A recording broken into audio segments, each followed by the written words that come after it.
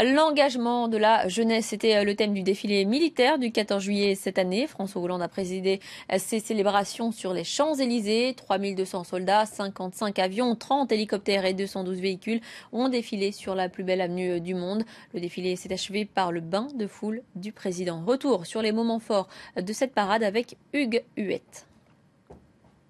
Sur les Champs-Élysées, pavoisé aux couleurs de la France, le président de la République, encadré par la garde républicaine, procède à la revue des troupes. François Hollande pour le dernier 14 juillet de son quinquennat, une cérémonie placée sous haute surveillance après les attentats de l'an dernier, 11 500 policiers et gendarmes mobilisés, une fouille minutieuse à laquelle le public se prête volontiers.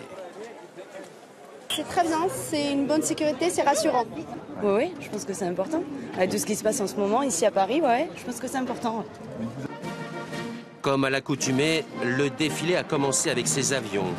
8 Alpha Jet en formation Tour Eiffel pour soutenir la candidature de Paris aux Jeux Olympiques de 2024. Un spectacle aérien toujours très apprécié du public. Nationale, et puis parce qu'il y avait le défilé, les avions, les hélicoptères. Et que lui, il aime beaucoup les hélicoptères, du coup, ça lui ferait plaisir.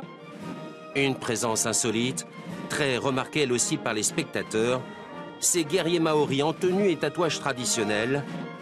Ils précèdent le contingent néo-zélandais, invité d'honneur cette année avec l'Australie. Ces deux nations du Pacifique avaient soutenu la France en engageant des troupes lors de la terrible bataille de la Somme durant la Première Guerre mondiale.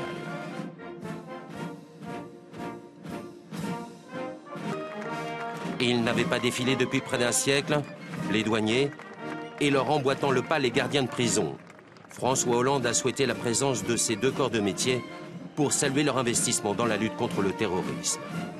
Avec tous les événements qui se sont passés ces derniers temps, on voulait aussi célébrer un petit peu ce qui se passait, cette union qu'il y a entre tous les Français. Un sursaut national face à la menace qui pèse sur la France, c'est tout le sens de ce tableau final. 500 jeunes collégiens et lycéens habillés en blanc, bleu, rouge. Ils témoignent de l'engagement après les attentats du 13 novembre pour servir en tant que volontaires pour le service militaire ou civique.